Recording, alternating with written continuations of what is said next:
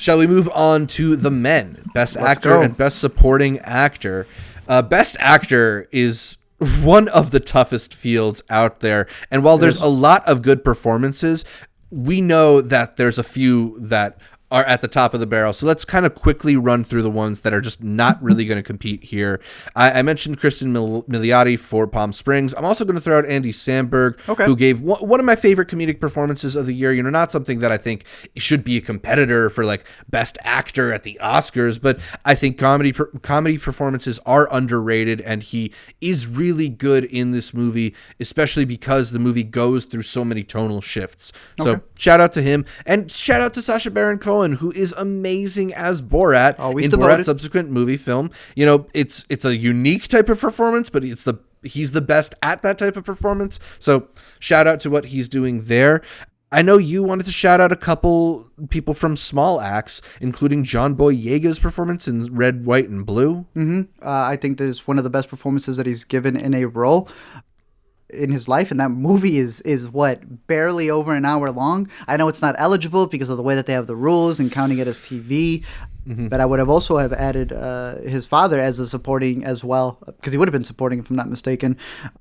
I thought he did a really great job in there. Another one that I know can only get the honorable mention, just like we mentioned Janny, Hugh Jackman would have easily cracked my top 5. Can't really mention him either. I will say, besides Sasha, who you mentioned, I also had not breaking my top 5, while Carrie Coon did. Jude Law, I think, was a perfect counterpart for Carrie Coon in that movie. I thought he did a fantastic job. Carrie Coon just swept it, though. He's so excellent in that movie in such a smarmy way. Because he's Jude Law, it's perfect because he kind of presents as this really charming, likable, handsome guy, and is so good at getting to the asshole underneath that all. And in a less competitive year, I would have been really pushing for him to get an Oscar nomination, but this is an extremely competitive year. It is. Another one, surprisingly so. I go with the smaller one. You have his name off the top because I couldn't pronounce it. But my boy from The Hater. This is an actor who I believe is going to be coming up. If you haven't seen it, this is a slimy, disgusting movie up on Netflix. His name is Maciej Musielowski. That's what it is. Giving this young man the credit right now because I think that he is going to be a powerhouse later on. He just gets into the role. I have never seen someone just I think there's real bags under his eyes, man. The way that he's just able to get into a character who's so conniving, yet at the same time, you want to feel for him, but then you can't because he's so sickening in that role. And I'm very curious to see what other performances he dives into. Mads Mikkelsen, bro, what a year that Mads Mikkelsen doesn't even make my list. What? I know. I got him right now at 6th, I think, on mine. It's crazy, which is man. Super close, but I ultimately not gonna make our top 5. It's such a good performance, and there's a chance he still gets into the Oscar discussion. So I would be happy to see him sneak in there, even if it isn't in my top 5, because he is so charming and convincing in another round. Colin Firth, the duo from Supernova, I know they're counting Colin Firth as a lead. Does what's his name also count as a lead, or is he supporting? Tucci is going to be supporting, supposedly. Okay, either way, is that category fraud? Okay. It's theft.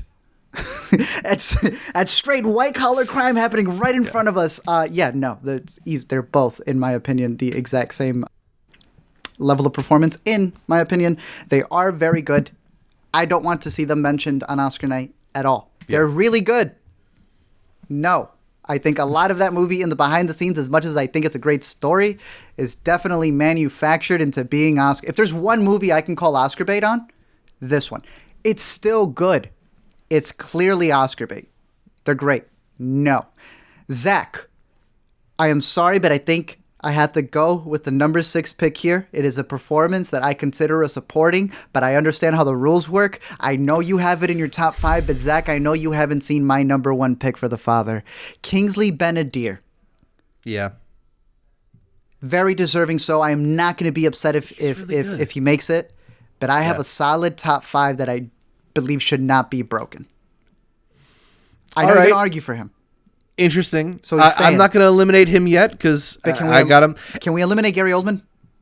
I think we can eliminate Gary Gone. Oldman, yeah, who is good in Mank, and I also would not be surprised if 5 years from now I'm thinking to myself, like, how did I not realize how good Gary Oldman was in Mank? But Sure. at the same time, Nothing's bad.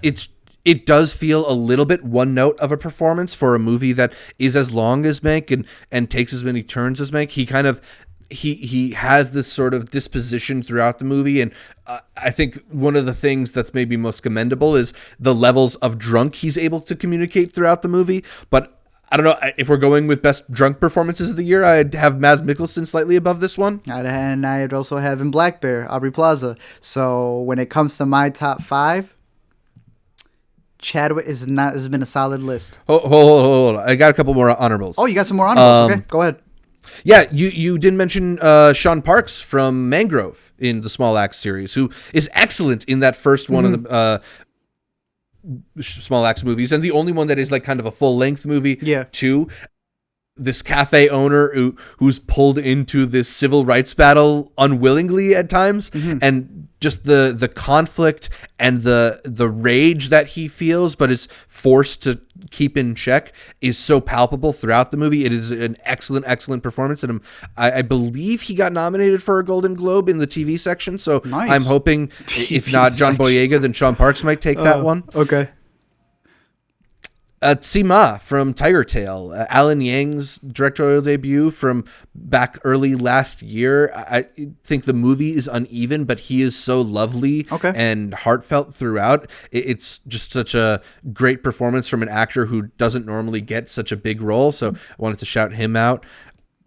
But yeah, I think we can get into your top 5 if you want to do that. Delroy Lindo from The Five Bloods better get a nomination. One of the best performances of this past year, whether you feel mixed on the movie. I was one that felt mixed on the movie. I know you loved it. I was like, it's a solid movie.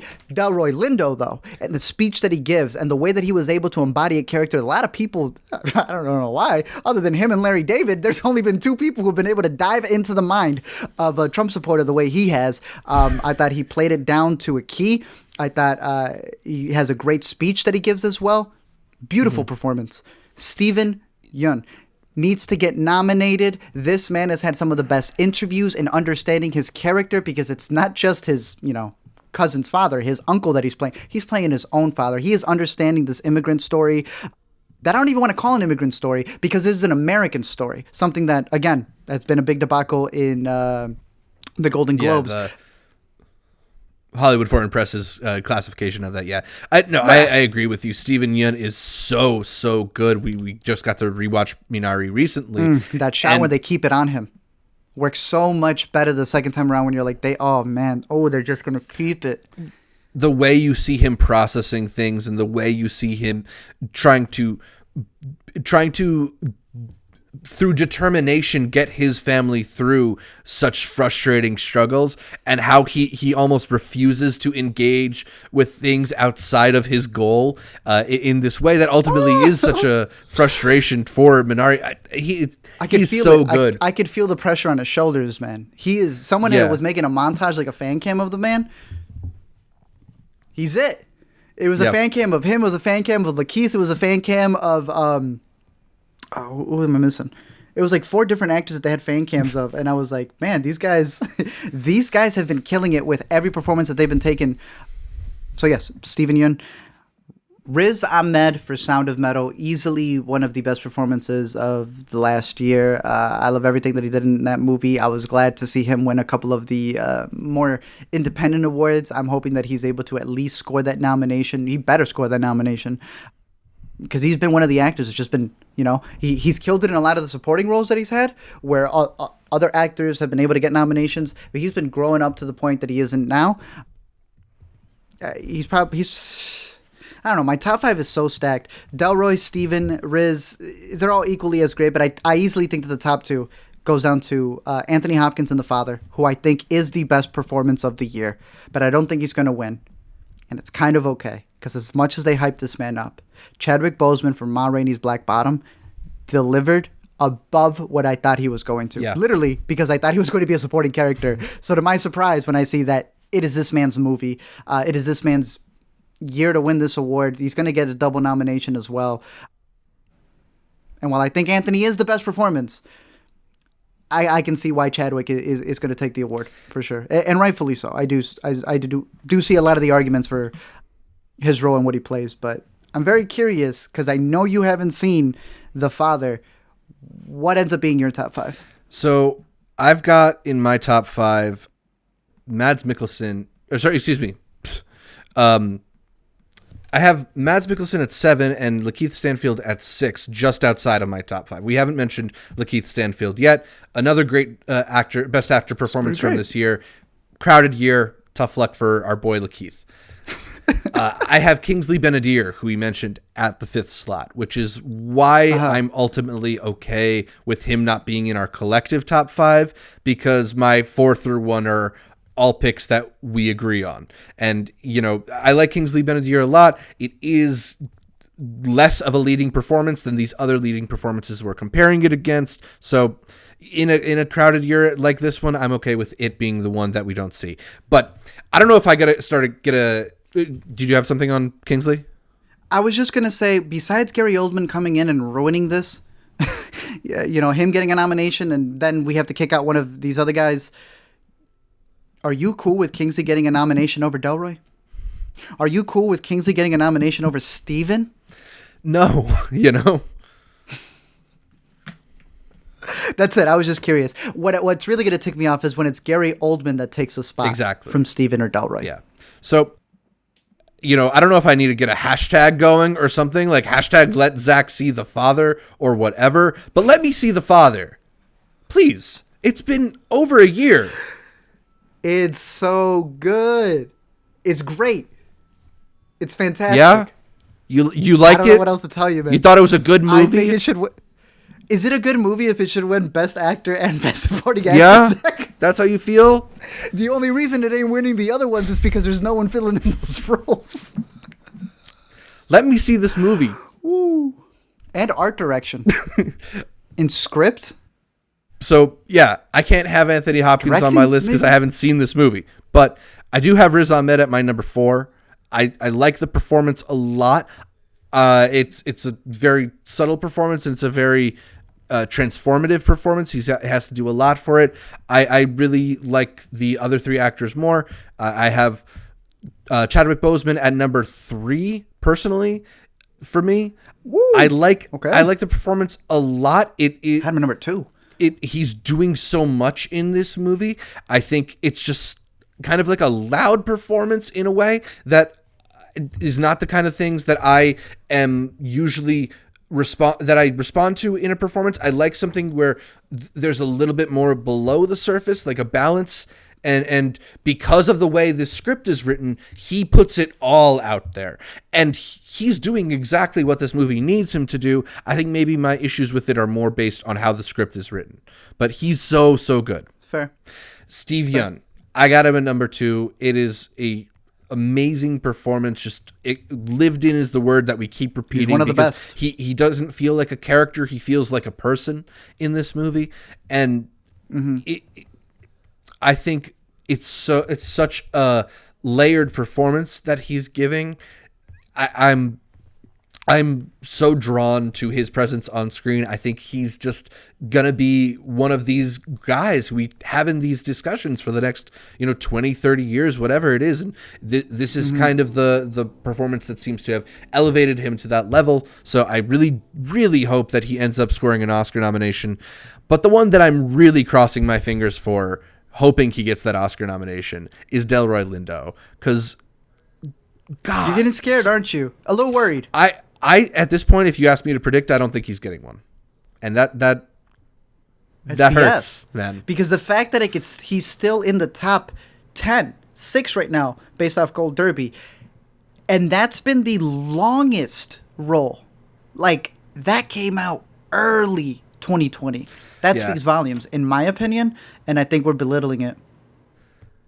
Yeah, he was the front runner in July and then slowly disappeared into the pack to an extent, but especially because we included January.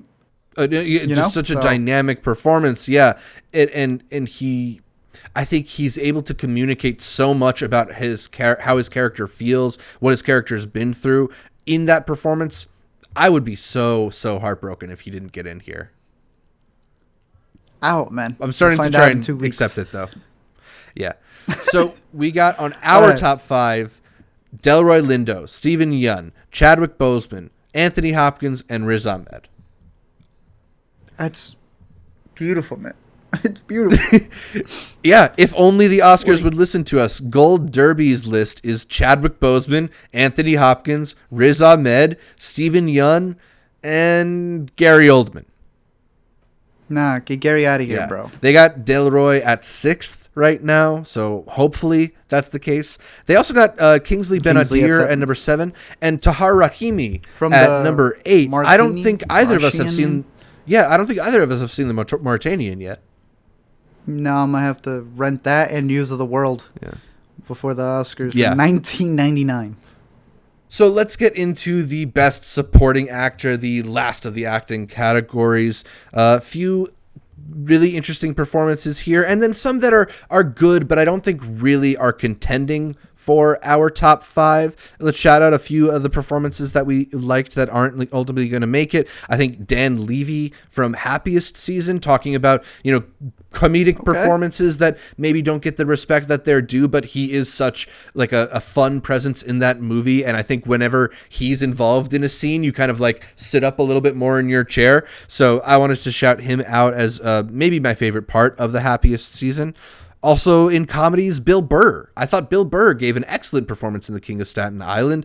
I think he's shown that he's a solid actor through some of his work on other shows. He's obviously a part of The Mandalorian. I really liked him on Breaking Bad, but he's shown that he has a more dynamic range than I think we normally think that comedy actors are capable of. So I liked him there. Mm-hmm. You had mentioned earlier Steve Toussaint from Small Axe, Red, White, and Blue, which ultimately is not going to be eligible for Oscars, but we really liked him opposite John Boyega in that movie. Mm-hmm. Ben Mendelsohn in Baby Teeth. I think that Baby Teeth is like a solid indie movie with some good performances, but I particularly liked how he's balancing all the different obligations and emotions he has in that film. Very good there. Another one that you were talking about earlier is Michael Stuhlbarg in Shirley. Ooh, I mean, yeah, I think he would crack my top 5. But I'm also seeing here that I we know can leave him around. If you don't mind. Nah, let's keep Michael Stuhlbarg in there. But everybody else, you're okay with right. leaving out so far. Yeah, so far. All right. Richard Jenkins in Kajillionaire, another guy who is giving you like a really full character. There's a lot of big choices in this movie that I really respect. And Richard Jenkins is kind of one of my favorite character actors working, but it's just a kind of cool offbeat performance from him. Very funny in certain parts, very creepy in others. I liked him a lot. Mm-hmm. I would add him. On top of that, I know we can't include him for one of the roles, but Jesse Plemons and Judas and the Black Messiah, I thought did a great job. Yeah, we wanted to shout him out in this section because he feels maybe he's like a little more supporting for I'm Thinking of Ending Things. Yeah, and he would personally be in my top 5 if we had included that for supporting, but I know that the Oscars aren't putting him there, if I'm not mistaken. Yeah, I think they're campaigning him as lead. Personally, he would have made it. He would have made my best supporting if that's how we were including it. So I guess we may still be discussing him a little bit. Personally, I have one of them that's going to make it into my top 5 easily, but I would include the other 3. I know one of them is lead. The gentleman from One Night in Miami. I think Aldous Hodges is worthy of, maybe not getting a mention in the top 5, but nonetheless still being an honorable one. As well as, I know you really like Eli Gorey. Mm-hmm. I like Eli Gorey a lot. I think you have him higher. I think I think he's ultimately, we can keep him out of the top 5 because there is one performance that maybe stands out from the supporting actors in One Night in Miami. Let me give you one though. Bill Murray on the Rocks was a fun performance. Really fun performance. I'm not saying he's basically just like Bill Murray, but he's just Bill Murray. He's just having a good time with it. Yeah, I guess that's it. I feel like this, I don't want to call it the weakest category, It definitely feels a little bit thinner than some of the other categories. I feel like lead is definitely where the meat is this year in the Oscars. Sometimes it feels like there's a lot of great supporting performances or a lot of great supporting female performances, but this year definitely feels like supporting performances are thinner than leads. A couple more that we wanted to mention maybe in the honorable mentions part of it. I think that Chadwick Boseman in Da 5 Bloods is ultimately on my honorables, partly because I don't think he's the best supporting performance in Da 5 Bloods. I actually think Clark Peters is the supporting performance that really sticks with me from that movie. What's interesting is that obviously there's, the unfortunate, tragic early passing of Chadwick Boseman has put him into the Oscar spotlight. And if you look at like the Hollywood Critics Association, when they did their mid-year awards, they had Clark Peters and Jonathan Majors were nominated for Best Supporting Actor, and now they did their end-of-year awards. Neither of them were nominated, but Chadwick Boseman was. So, like, some of this Oscars... Hey, Zach, talk about that. Okay. I mean, some of this Oscars love is just love for Chadwick Boseman, which I get. Like, I love Chadwick Boseman, too. I don't think this is one of his best performances. It's good, but it's a little bit one note. He's just kind of this, like, beacon of hope for these guys, and part of what's interesting about the movie is how it kind of uses him almost as like a symbol more than like a character, if that makes sense. It does. Thank you. It's interesting because I think a lot of people are feeling that when it comes to him possibly getting nominated, winning for lead when it comes to Ma Rainey, and that actually delivers. Yeah, Ma Rainey's actually an excellent performance. Like, there's actually some serendipity in the timing. This would be a little bit. People are going to be dipping into it. This actually applies to that type of argument. Yeah. This is one where, I mean, you said it perfectly. People literally had nominated two of the other actors and then switched it up later on. And it does. It falls into that. So, yes, I am still adamantly defending his role as lead. Again, it surprised me. I didn't even think it was going to be lead. Delivered more than I thought it would. I agree with you on his supporting role in Da 5 Bloods. Yeah, I think you said it perfectly. He is more of a symbol than he is the character, which isn't a bad thing. Yeah, it serves it's the movie perfect well. for that Talk movie. about the performances that you wanted. I like Clark Peters a lot in that movie. I don't have him in my top 5. I got him in my top 10. I think Clark is really excellent and elicits a lot of empathy as kind of one of the more... He's caught in between the conflict a lot. So I liked him. I like Jonathan Majors too, but yeah, none of them from 5 Bloods are making supporting actor for me because I got Delroy as the standout from all of them in lead. Another one where there's a bunch of, I think, solid supporting performances, but none of them are in my top 5, even if some of them might be in the Oscars top 5, is The Trial of Chicago 7, which I know is a movie that we've talked about a little bit. Maybe a movie we're going to have to talk about a little bit more because, like, while I like elements of that movie, I like it as kind of a forgotten part of Sorkin's catalog, not the thing that might win him an Oscar for best writing or something. Not his first, but I like Mark Rylance in this movie. I like Sacha Baron Cohen in this movie. I really like Yahya Abdul-Mateen in this movie. None of them are best supporting actor worthy for me. No, none are for me. None. That's all I have to say. Yeah. None. I think we can agree, though, that Eddie Redmayne is definitely not on this list. My top 5? All right. So I have in the number 5 slot Brian Dennehy from Driveways. I think Dennehy is giving a great performance in that movie, just like full of underlying pain and hope, and I don't know, there's so much he's holding onto in that movie, and that last monologue just breaks me every time I've watched that movie.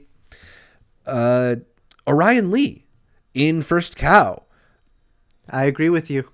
Absolutely, I know not a lot of delightful people will. Performance. Yeah, just an actual supporting performance. Crafts a really solid character. You kind of feel like you know the guy from the way that he talks, and some of that's from the script, but a lot of it is from how Orion carries himself in the performance. I thought he was one of the best parts of that movie, so I got Orion Lee at number 4. Number 3, I got Paul Raci from Sound of Metal, who is very excellent opposite Riz Ahmed in terms of the way he's able to navigate the emotion of these scenes and act Easily. as this sort of mediator, balancing the different elements of that performance. I liked him a lot. He's such a warm presence in that movie. Number 2, I got Leslie Odom Jr., the standout from One Night in Miami. He's got that amazing scene where he's That is absolutely fantastic. where the mics go out at the concert, and that's so much of that is in how Leslie Odom delivers that moment that makes it such a magical part of the film. He's so good in the movie. I liked him a lot. And he's the one who's sparring with Kingsley's character. That's what's getting him all this push to be even the main lead. One of the discussions we had prior to this, and we've been having, is kind of just like with small acts, with them not realizing whether it's TV, whether it's movies, whether it's a series, and them doing everything to like label what small acts is, as opposed to what the director says. I have felt the equivalent with the awards push for these 4 men who Regina sees all as being supporting. Yeah. But you have to play the game, and now Kingsley is considered the lead, but I see them all as supporting. That is not a bad thing. That showcases what the movie is trying to tell you. He is the one who goes at it with Kingsley, and I thought he absolutely killed it. And yet he's number 2, because at number 1 is who? It's Daniel Kaluuya. It's got to be Daniel Kaluuya. Kaluuya. Just such a electric, dynamic performance. You cannot look away whenever he's on screen in Judas and the Black Messiah. It's incredible. I was scared now that we've discussed our top 5 actors. For a second, I thought, damn it, is he a lead? It's all done. It's all... I had to like dismantle the entire chart that I had. He's supporting, and it's his to lose. I don't see it any other way. And, there are critiques of that movie and of his presence in that movie, particularly that he is much older than Fred Hampton was. But I don't think any of those critiques really take away from what is just an incredible bit of acting from Kaluuya.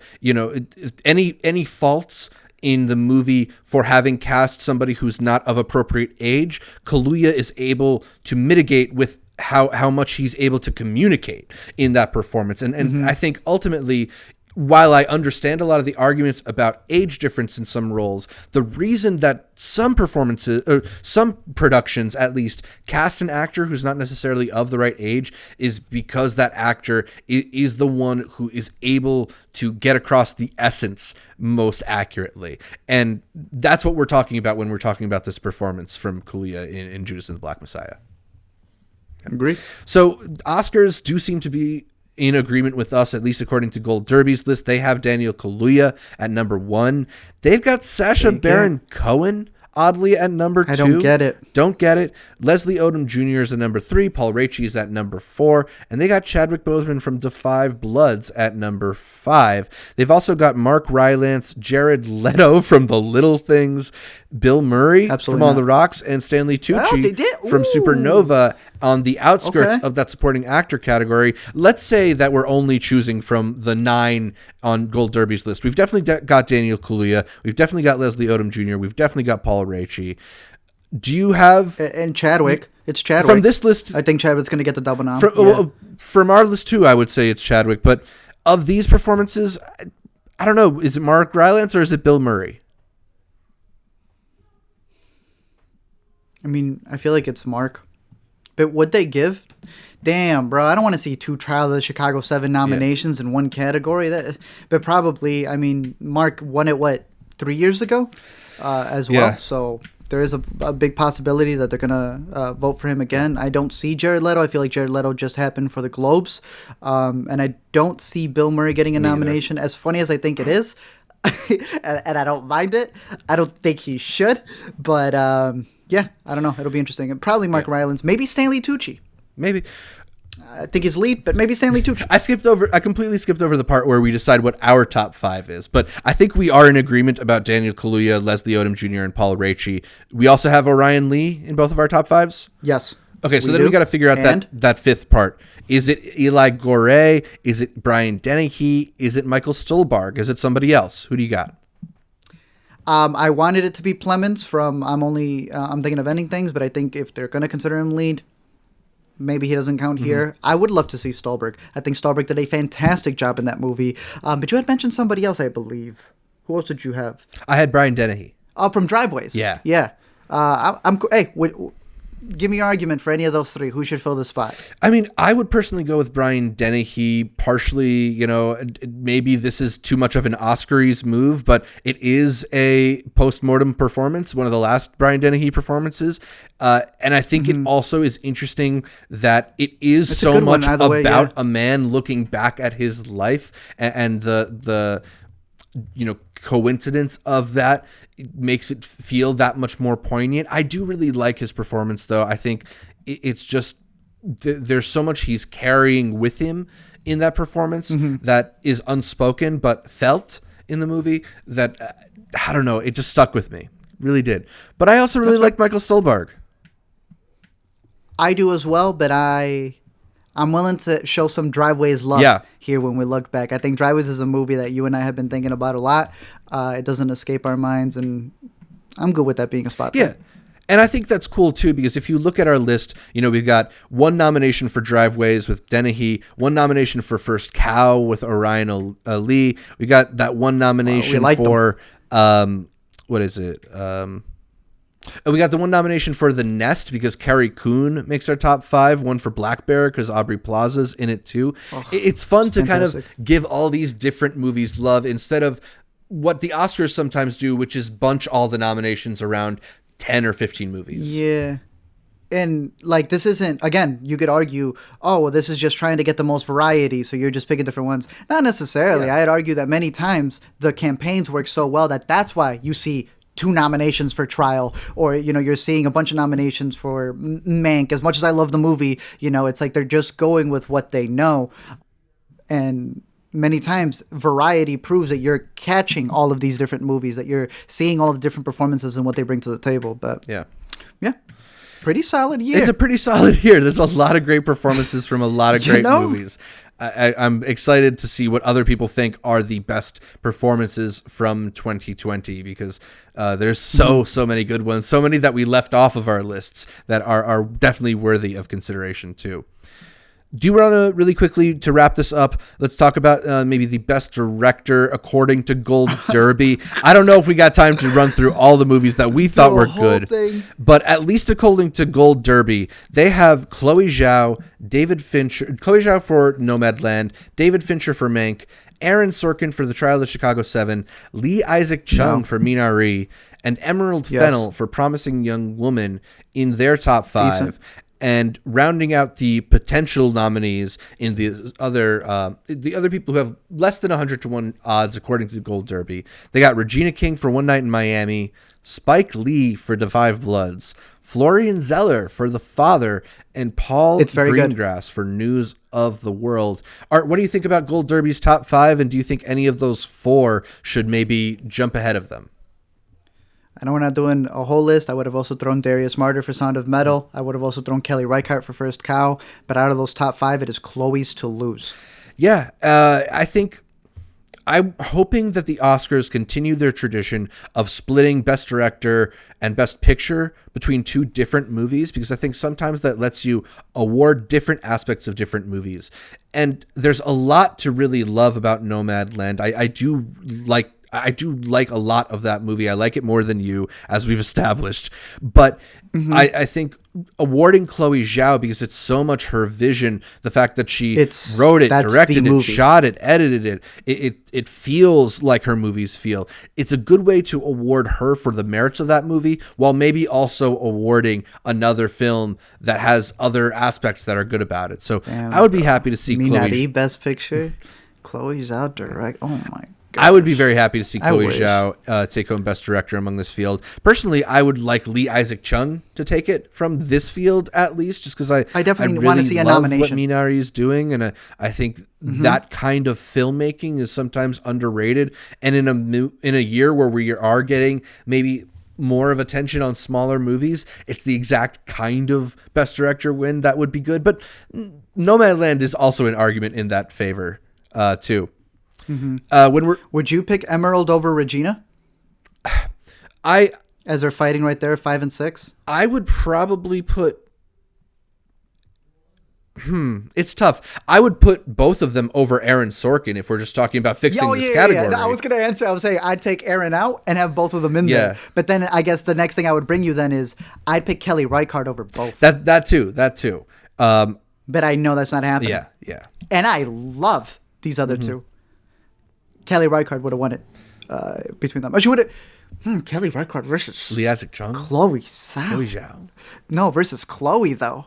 I still think it's Chloe's to lose, but yeah, damn, that would have been a good one to see there. Yeah, definitely. It's going to be stacked, It's going to be stacked. It's going to be interesting. We're going to have to talk about this a little bit more once the nominations are actually out, I believe on March 15th. So not too a lot to look forward to. Not too far. But I think that's all for this week's show. You can catch more from me, Zach Shevich, by following me on Twitter, Instagram, or Letterboxd at ZShevich. That's ZSHEV as in Vanessa Kirby, ICH. Art, where can people find more from you? You can find me at LME, I was going to say streams. Well, I guess you could find me there on that YouTube channel or the regular LME channel as we try to boost back a bunch of the uploads that we may have lost and new things that we want to get out there. Find me on Twitter, find me on Letterboxd, find me every week here on the Intercut Podcast. You can listen to every episode of the Intercut Podcast on iTunes, SoundCloud, Spotify, whatever your favorite podcatcher is. I like Overcast. And then make sure you're listening not just to the audio podcast, but watching the video feed on our YouTube channel, youtube.com/IntercutPod, where you can catch our bright smiling faces as we break down the latest in entertainment. Find new episodes of Intercut every Friday, and please leave us a comment, like the video, and consider heading over to iTunes to give us a 5-star review. Shout out to our listeners in Portugal and Nigeria for putting us on the TV and film podcast charts out there. Appreciate you. Our Facebook, Instagram, and Twitter pages. All of them are at Intercut Pod to get updates throughout the week from Art, from me, from all of our guests here on Intercut. Thanks again for tuning in, and until next time, hashtag let Zach see the father. Come on. Please. One day.